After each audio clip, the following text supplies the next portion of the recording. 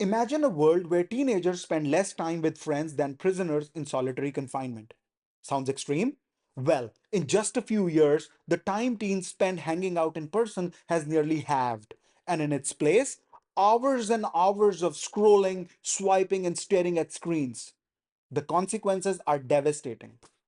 I recently read this thought provoking book by Jonathan Haidt. It's called The Anxious Generation. This book was also recommended by Bill Gates.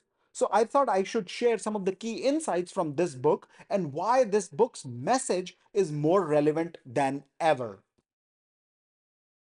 There was a time when childhood meant adventure, riding bikes, climbing trees, and even playing outside until the streetlights came on.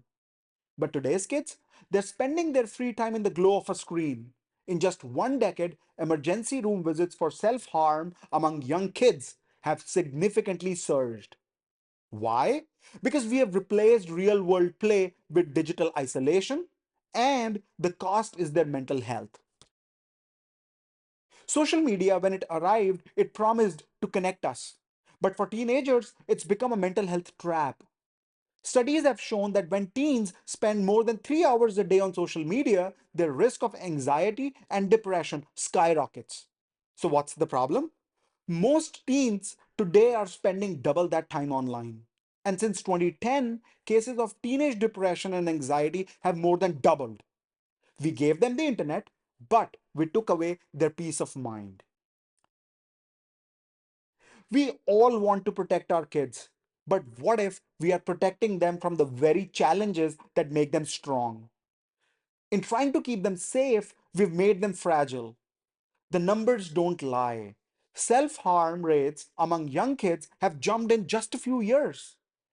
More teens than ever are struggling with self harm. The world isn't getting more dangerous, but somehow our kids feel less prepared to face it. Ever feel like you can't focus anymore? You're not alone. Neither can today's kids.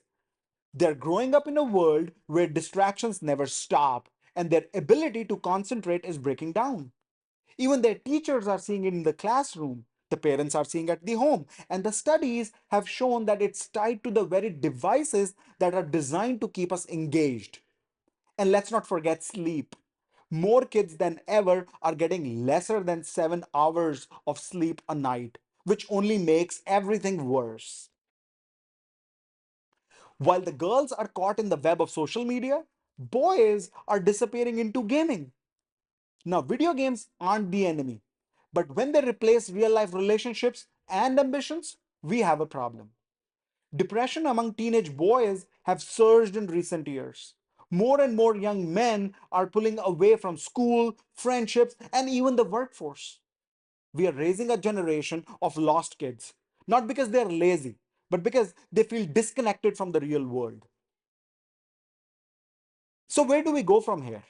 Jonathan Haidt in the book says the solution is clear: delay smartphones, bring back free play, and rebuild resilience. It won't be easy, but the numbers don't lie. If we don't act now, we risk raising a generation more anxious, more fragile, and more disconnected than ever before. So the question is, are we ready to change before it's too late?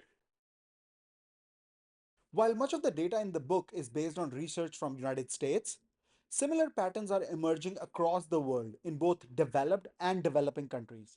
The challenge of excessive screen time, declining face to face interactions, and rising mental health issues among young people are global concerns.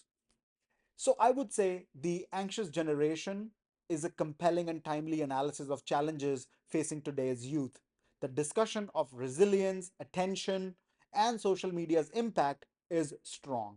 So I would say it's a must read.